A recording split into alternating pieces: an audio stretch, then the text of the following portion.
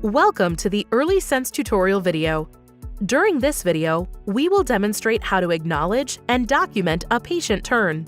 For any elaboration on how to operate the EarlySense system, please refer to the relevant user guide provided upon installation or online at earlysense.com.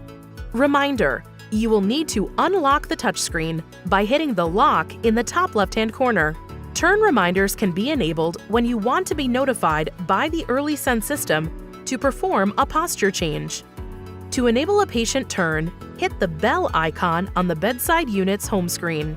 You can choose the proper time interval for the reminder according to your facility's recommended protocol. To change the time interval between turn reminders, select the Q button in the Patient Turn section on the bedside unit's home screen. When a patient lies in bed, the counter will automatically start counting towards the required time for the alert.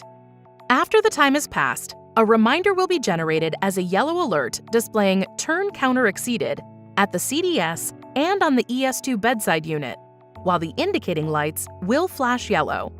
In order to acknowledge the alert, you are required to be at the bedside. Simply press the OK button and then the Patient Turned button on the touchscreen to confirm a turn has been made. Pressing the Patient Turned button on the touchscreen is recording the event of turn and documenting it in the EarlySense system. You will see a confirmation of the system recording the patient turn on the bedside unit. If a turn is documented in the system, it can be shown on a report. To turn a resident early, simply press the Turn Counter button on the touchscreen.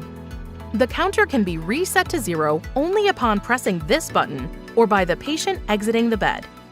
For more information on the use of the EarlySense system, please visit www.earlysense.com.